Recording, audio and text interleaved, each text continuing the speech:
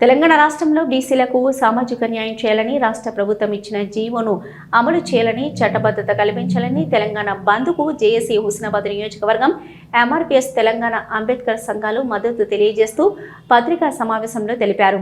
56% BC జనాభా ఉంటే 42% BC reservation ఇవ్వాలని అన్ని రాజకీయ పార్టీలు అంగీకారం తెలిపిన కేంద్ర ప్రభుత్వం ఎందుకు జాప్యం చేస్తున్నదని, 10% అగ్రవర్ణ కులాలకు 10% ఈడబ్ల్యూఎస్ రిజర్వేషన్ ఇచ్చినప్పుడు మెజార్టీ బీసీ కులాలకు 42% రిజర్వేషన్ ఇచ్చి సామాజిక న్యాయం పాటించాలని కేంద్ర ప్రభుత్వం బాధ్యత వహించాలని డిమాండ్ చేశారు.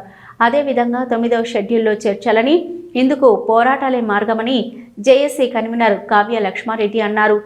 ఈ సమావేశంలో JAC coordinator Dyagala Saraiah, JAC coordinator Mekala Veeranna Yadav, MRPS రాష్ట్ర నాయకులు మాట్ల వెంకటస్వామి, తెలంగాణ అంబేద్కర్ సంఘం నాయకులు కండే సుధాకర్, విశ్రాంత ఉద్యోగుల సంఘం అధ్యక్షులు లింగారెడ్డి, ఇల్లందుల లక్ష్మణ్ గౌడ్, నాంపల్లి సమ్మయ్య, వేముల జగదీష్, తాళ్లపల్లి ప్రభాకర్, ఆశీర్వాదం, దండి లక్ష్మి, గంపల శ్రీనివాస్, మెతుకు కొమరయ్య, దొడ్డి శ్రీనివాస్ తదితరులు పాల్గొన్నారు.